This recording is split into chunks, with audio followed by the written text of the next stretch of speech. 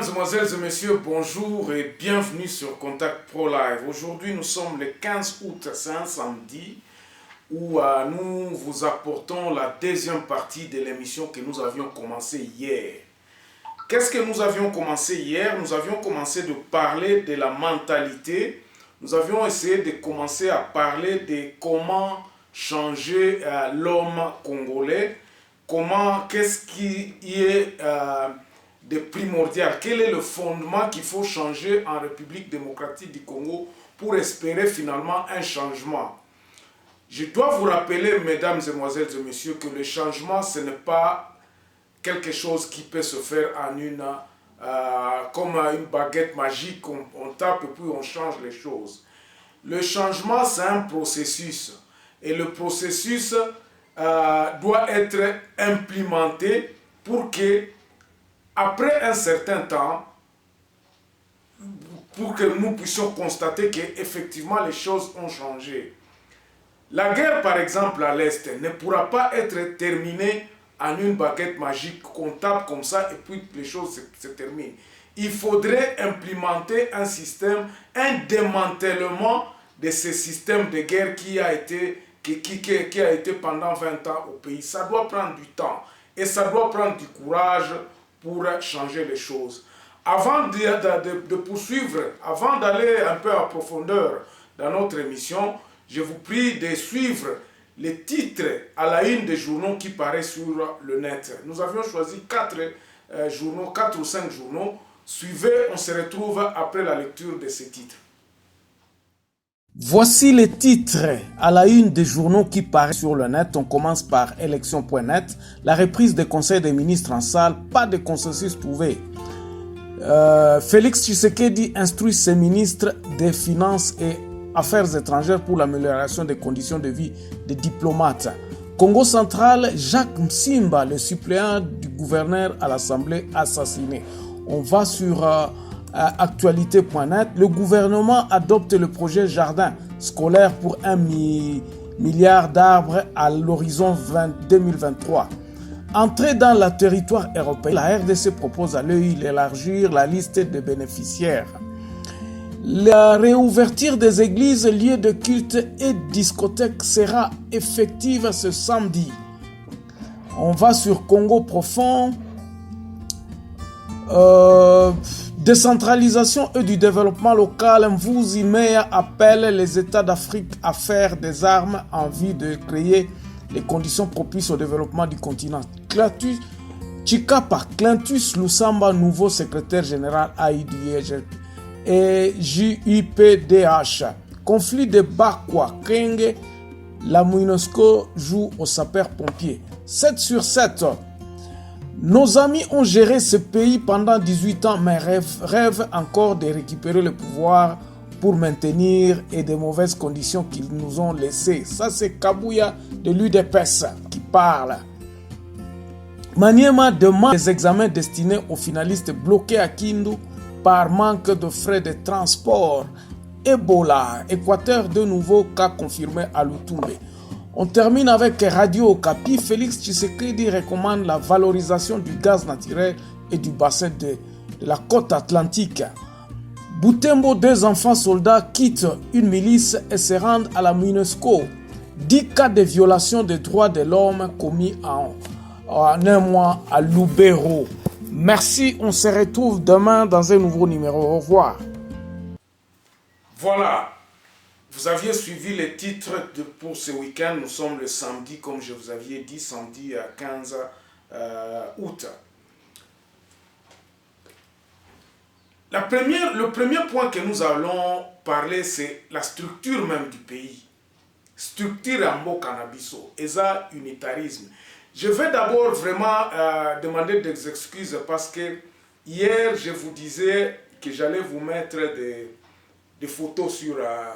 que je n'ai pas, que lorsqu'on a fait le montage, on a oublié de vous donner ces photos-là. Mais je crois qu'aujourd'hui, nous allons vous faire défiler ces photos-là sur l'état des routes de province.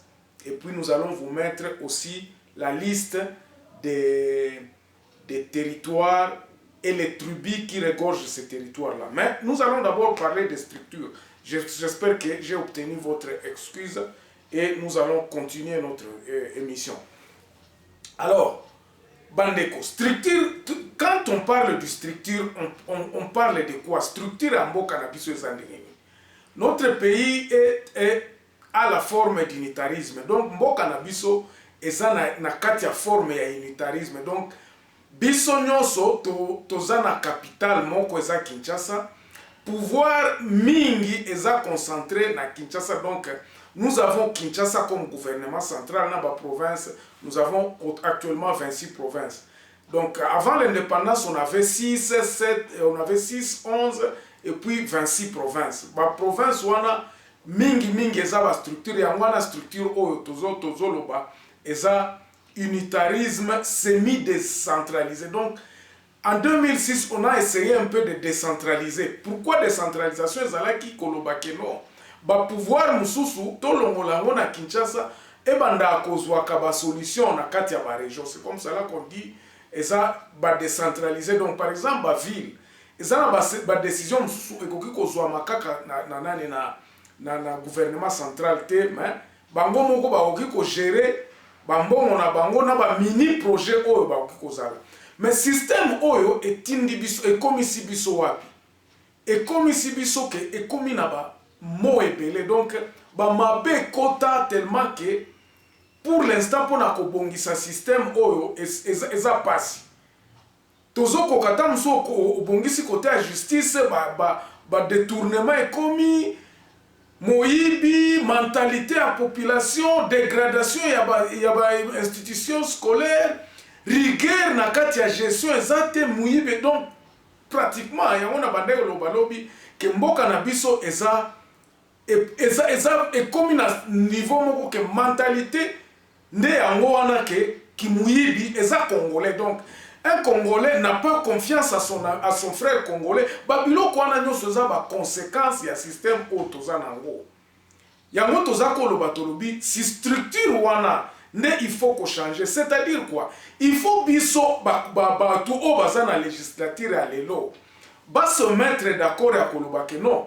Législature oyo il faut to préparer changement pour la législature oyo koya na 2023 et kozwa moi temps. Ezate ke balobi ke non balobi tokoloba changement le lobi to bandi ko kanga batu nde makambo ko changer te. Il faut to vendre ensemble le to loba bon to ko changer nini yango ko ki ko permettre que non pouvoir ezonga na base constitution na biso to ko changer nini oyo to ko tomoni ke e batela ki biso to zala bomoko o e divisa ki biso to longolango. C'est là que je dis que moi je me dis structure à malamu pour na koto évoluer. Il faut que les Congolais yemoko azala à la gestion de ses richesses. Omoni, il faut Congolais azonge la musala. Congolais ko zonge la musala ndenge nini? Congolais akozonge la musala soki amoni effectivement que yemoko il faut produire. Soki totie ba structure o eza ko empêcher que Congolais azala na oasivité azela aka Kinshasa wana changement koya. Soki Congolais se trouver a komi komona ke non soki na sali musala il faut na dia na kofuta masoki na sali musala soki na sali musala te na kofuta mate à ce moment là changement et komona structure wana eko implémenter na disons ekozala impliquer na mentalité ndenge nini.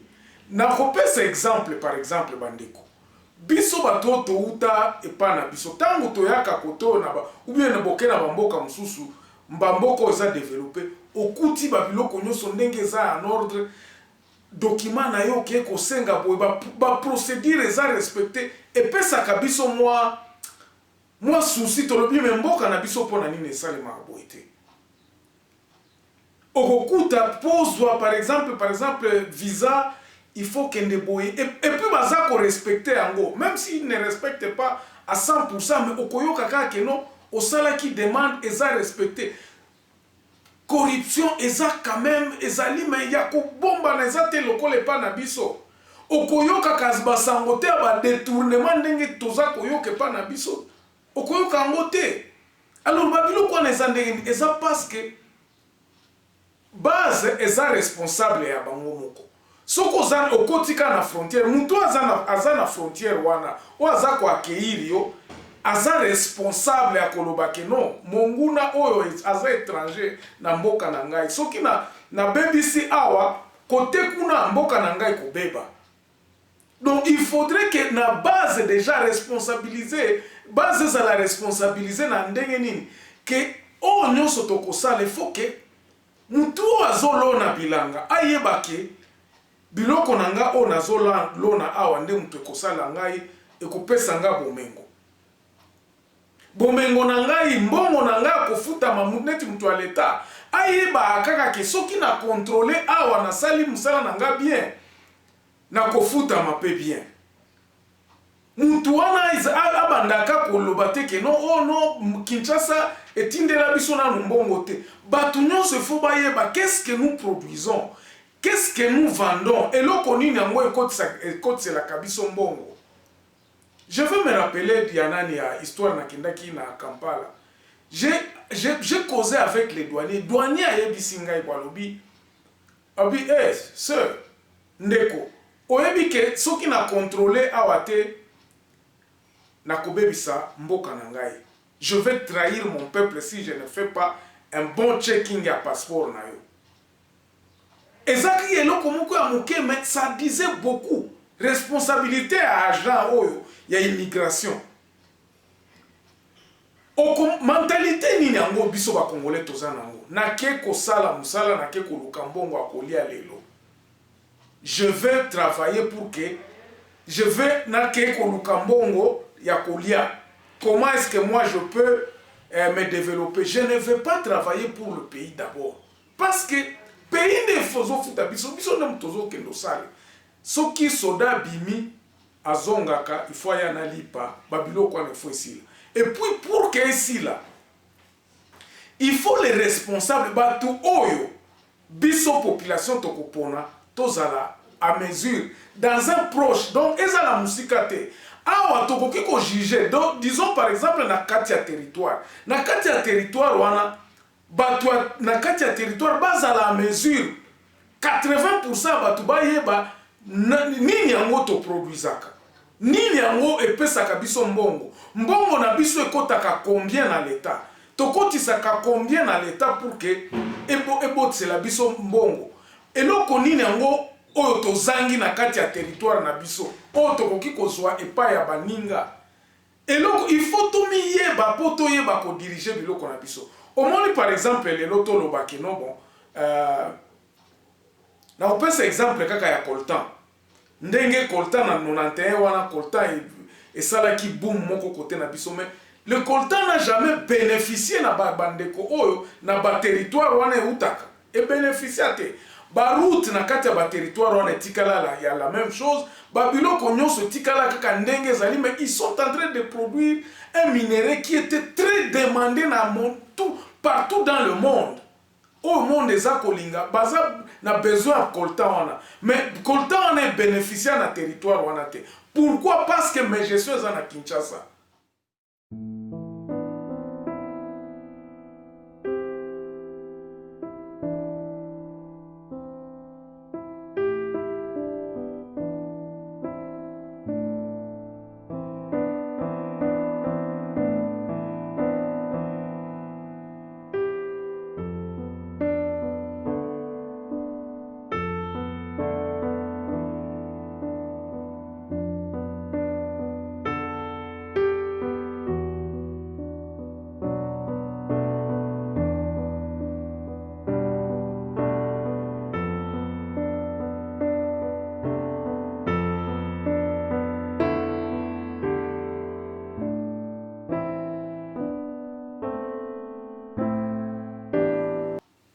Bato ba délivra banani ba licence à exploiter ba biloko wana bazala na Kinshasa. Même les régions n'ont pas pu bénéficier.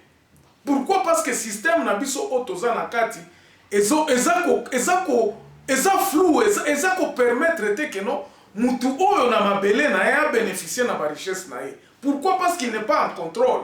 Okoyo kaka bato ba ye na ba licence ba ye oh non carré minier eza na Jekamine kuna obie soki eza wapi obie na miba baye babandi kotimola mabiloko na bango bazwi bakei bakosikosi bachef tribu bachef ya batribu kuna bakosikosi bango parce que Kinshasa a un pouvoir sur ces gens là. Donc il faut tout inverser eloko wana, tout changer le système wana.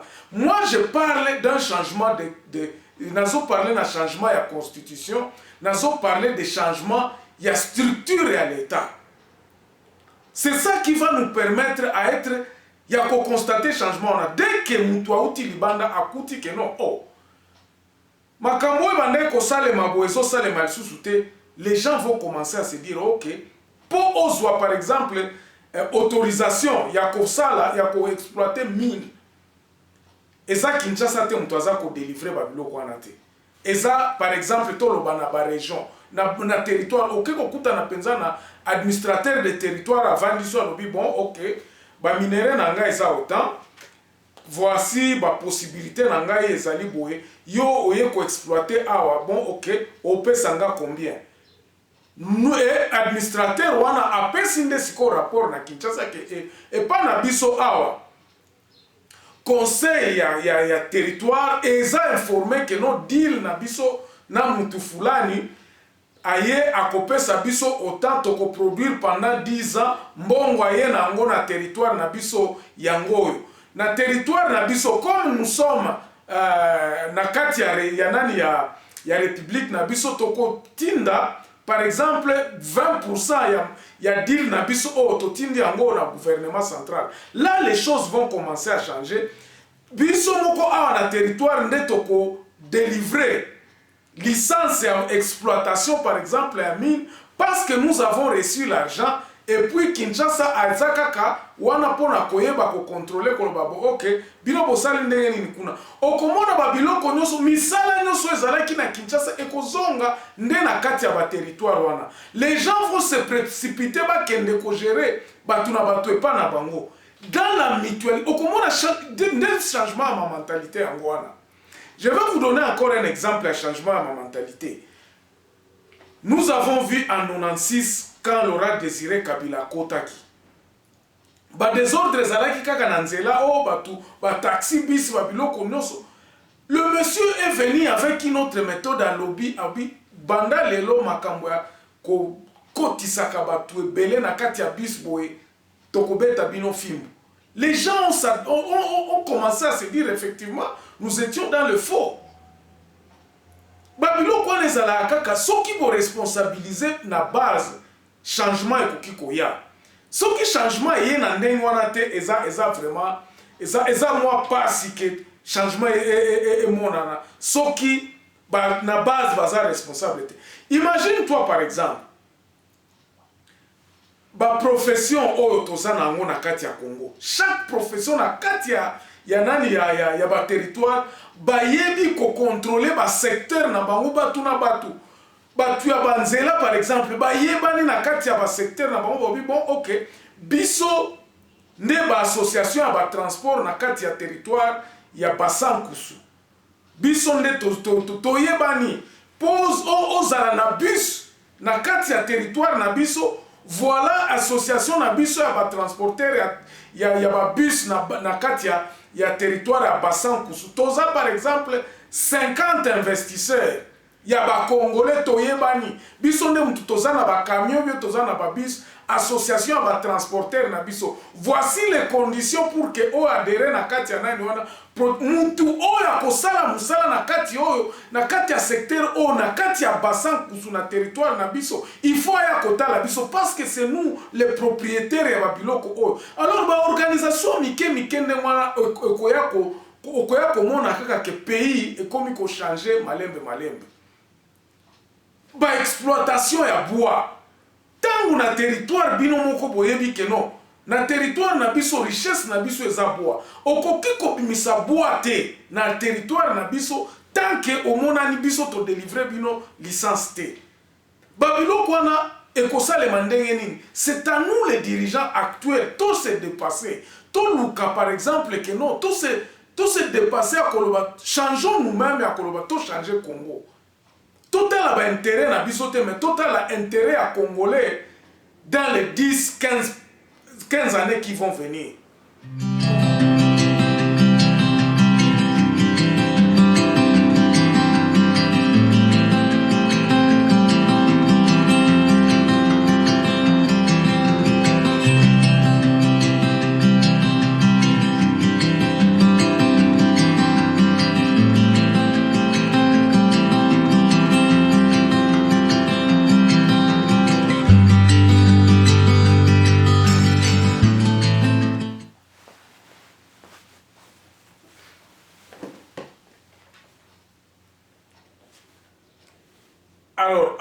toza kolobela makambo ya structure ya pays na subdivision na kopesa pouvoir na côté ya ba territoire.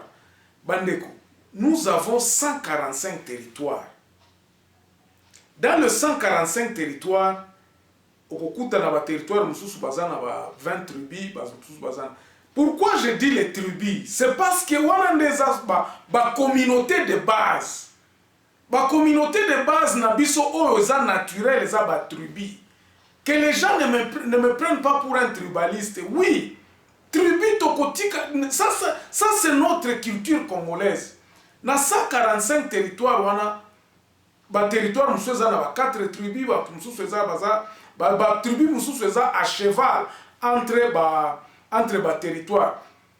C'est question d'obtenir une certaine consensus ya koloba toyokana batu oyo bafanda awa c'est reconnu. Okoki jamais par exemple kolongola banande oyo baza par exemple na Masisi olongoli bango lobi te bino bozonga ti bokende na Beni te batu wana baza kuna depuis longtemps. C'est reconnu que place wana eza baza ba autochtone ya ba mabele wana. Mais quand on a divisé les territoires, il s'est fait que une partie ya batu wana baza côté ya Masisi ya banande wana baza côté kuna ba se retrouver kuna. Alors administrateur du territoire tokozwa structure effectivement ya batu na ndenge o baza na kati ya territoire wana.